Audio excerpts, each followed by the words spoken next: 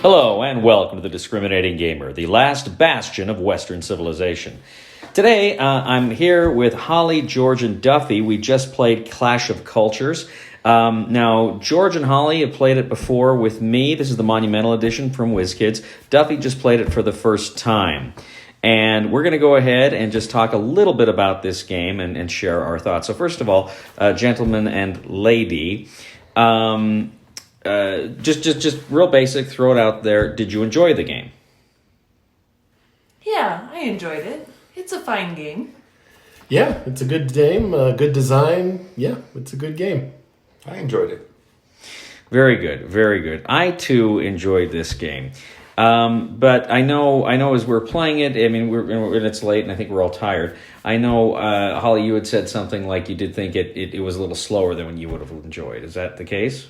Yeah, there's so much to the game that just to figure out what your options are and really be able to strategize, I feel like each turn can end up taking a lot longer than perhaps is ideal, making the game feel like it can drag on a little bit. Do you think that is a question of AP, or do you think it's baked into the game?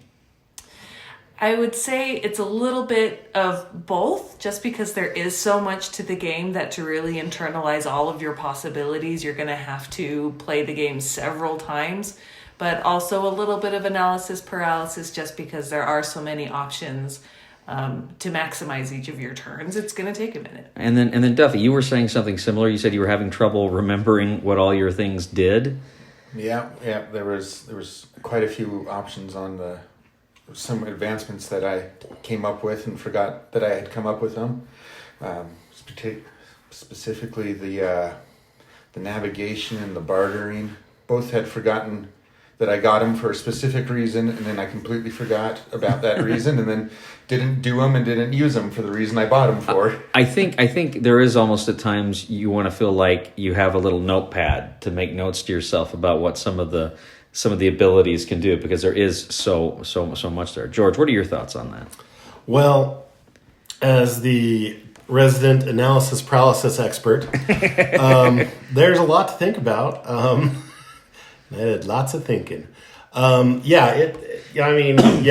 figured out that an achievement or an advancement that many of us had we weren't using, especially one that's good. The barter one. Bartering, for when you're trying to build a wonder, it's good to have some little culture. Because I was figuring, I couldn't for the life of me figure out how to get culture, and then we go, it's with barter, yeah. So yeah, that's one of the ways to do it. So, yeah.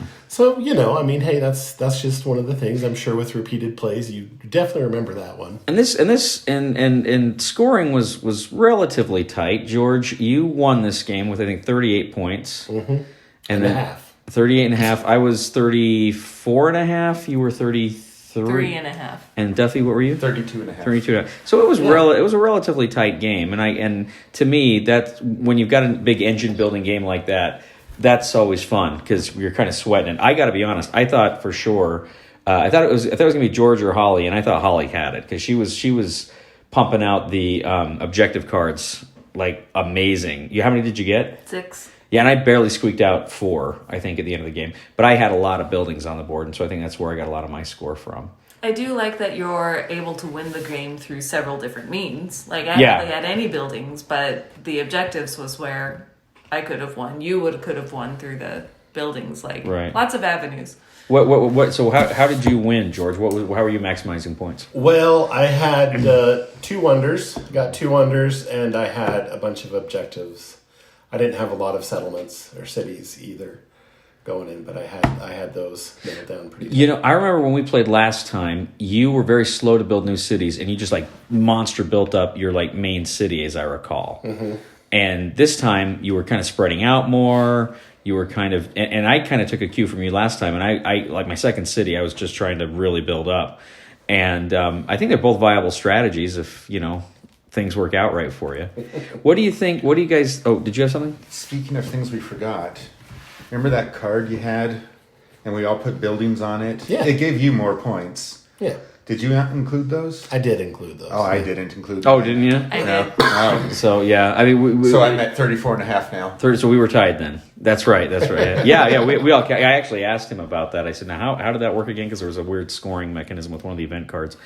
Speaking of the event cards, do you think that they were in any way? Do you think there was too much chance with those, or do you think it worked well? Because the game is very strategy. There's a lot of control over what you are building, as far as the advancements go, as far as buildings go, as far as settlements go. Do you think there was the right amount of chance with the event cards? I don't think any were too overpowered. What do you guys think?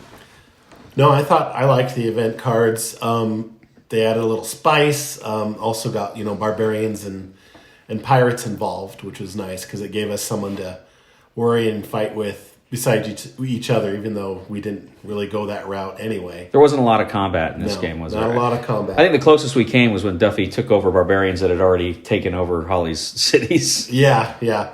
But yeah, I don't know. I liked the events. And we tried some cultural influence, but I don't think any cultural influence really worked in this game. Nothing worked this time. I remember last game. Oh, you were killing me. I was getting a lot of cultural influence. Yeah. But this game, not so much for us. What were you going to say, Duffy? I did actually. I tried cultural influence like 3 or 4 times, but only successfully did it once, and it was to take out a barbarian city. With that objective card or that action card. Or that card. Because I tried to do that to you and it failed. Yeah, that's right. Let me ask each of you, and we'll start with Holly and go around. On a scale of 1 to 10, 10 being this is super mega awesome, best game ever, 1 being I will never play this game again. I'd like to know your rating and why you would place it there. I'd probably give it a 6. Okay. It's a good game. If somebody were to say, hey, do you want to play it? I'd probably go, maybe I'd rather play others, but you know what? We can go ahead and play this one.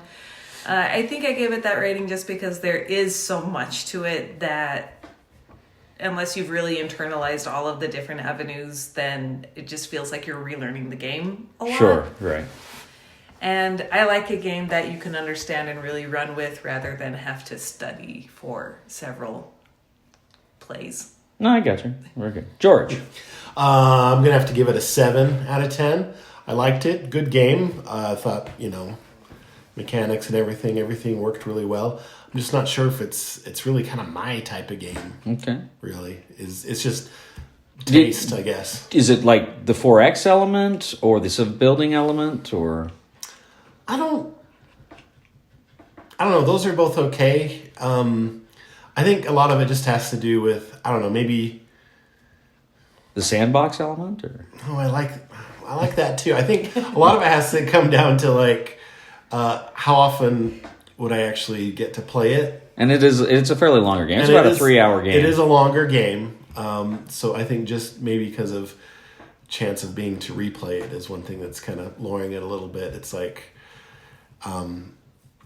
I know I could play it with you, Cody, and everything, but I'm not sure who else I would. So sure, yeah, but great game, Duffy. I'll give it a 7 out of 10 as well, with the ability to raise that number later after I learn the game. Right. Because I'd like to. I think I'd like the game more the more I played it, because it, as a Civ 1 fan, it really scratched that itch. Right. Of Civ 1, and I really enjoyed that when I was younger. So I think if I learned it more and got more comfortable with it, it could possibly go up higher than a 7. All right. I'd probably say for me it's an 8 or a 9. I really get a kick out of it. I really like Civ building games, and if there's any criticism that I really have is it, because you are overwhelmed, as we've stated, it can, if you do have some AP, it can drag a bit. Actually, one final question I do want to ask you, production-wise, what do you think of the game? Oh, excellent. I thought the quality of it on the whole was great. Yeah. Loved all the pieces. The cards were of a good weight. I thought it was great. Yeah. Great production values. 2 thumbs up.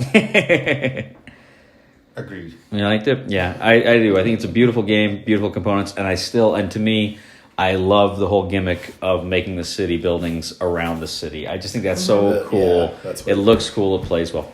All right. Well, ladies and gentlemen, thank you for joining us today for the Discriminating Gamer replay as we look back at Clash of Cultures Monumental Edition, which just came out earlier this year.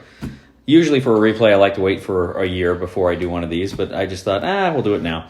So anyway, ladies and gentlemen, please like us on Facebook, subscribe to us on YouTube, follow us on Twitter. Please check out my other channel, Cody Carlson PhD, where we talk about military history and fun things like that. And please leave a comment for us on various social media. Ladies and gentlemen, they say that every society is only 3 meals away from revolution, but I suspect it would be much sooner if one of those meals were Brussels sprouts. Please somebody help me on my feet again. And I don't know where I'm going, and I don't know where I've been. Please somebody help me on the solid ground.